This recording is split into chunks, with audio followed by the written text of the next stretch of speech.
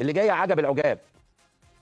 قال لك في حال لم تلعب المباراه في اليوم التالي اللي انا شرحتها دلوقتي، تحدد اداره المسابقات تاريخ ووقت ومكان اعاده المباراه، وتعاد المباراه بالكامل بصرف النظر عن النتيجه والوقت المتبقي، على ان يتم الغاء جميع البطاقات الصفراء والحمراء الخاصه بالمباراه. تعالى لي بقى في الحته دي شويه. ايوه يا جماعه، احنا بدأناها من بدري. ايوه بس دي حاجه متوقعه، يعني المجاملات والحاجات المستمره على مدار سنين طويله جدا متوقعه. انتوا متوقعين حاجه تانية غير كده عشان نرضي الناموس؟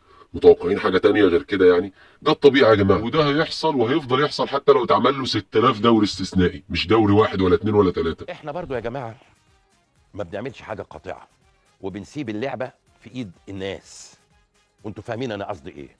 يعني قال لك ايه؟ قال لك النهارده سي ان الاهلي بيلعب الزمالك مثلا، وبلاش المره دي يا سيدي الاهلي لا ما راحش، الزمالك ما راحش، ولكن اتفقوا لجنه المسابقات ان كان في قوه قاهره، لا انا اسف راح الزمالك، بس لسبب او لاخر اثناء المباراه اتاجلت المباراه واتلغت في التوقيت ده. قال لك ايه؟ قال لك لو اتلعب تاني يوم، تقرر ان الباقي بقى في الجزء ده يتلعب تاني يوم، هنلعب بنفس النتيجه يا حبايبي وبنفس الانذارات، ولو حد كان اتطرد يبقى مطرود، ولو حد عنده انذارات يبقى عنده انذارات. ولا طب حلو الكلام لحد ده. هنا الامور عاديه اهي. هو ضرب مثل هنا بايه؟ بالزمالك، عشان الناس حبايبه بيتقمصوا كأن يعني الزمالك ده ملوش اهل يسالوا عليه. بس ماشي يا عم، ماشي، مش مشكله يا كابتن مدحت، احنا بنحبك عادي. حلو الكلام ده قوي، وده كان معمول بيه. جه بقى في البند اللي بعده قال لك ايه؟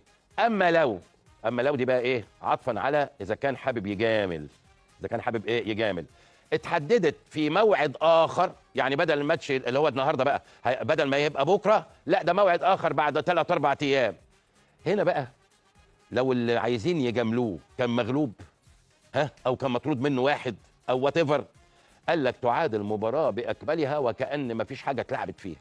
يعني لو كان الاهلي، انا قلت بقى الزمالك هو اللي السبب في الموضوع، يعني عشان ما حدش يقول لك انت دايما الاهلي، لا خالص. لو كان الاهلي كسبان الزمالك 2-0 والزمالك مطرود منه واحد، فانا عايز اجامل الزمالك، فمش هخلي الماتش بكره، هخليه بعد 3 ايام وفق البند ده. لو بعد 3 ايام 4 ايام 5 ايام زي ما يكون بقى، لا من الاول بقى الزمالك ما دخلش فيه ولا جون خالص، والدنيا نظيفه خالص خالص خالص، مفيش حد اتطرد من الزمالك خالص، ولا في كارت احمر ولا اصفر ولا اخضر ويتلعب الماتش من اول. ايه يا جماعه ده؟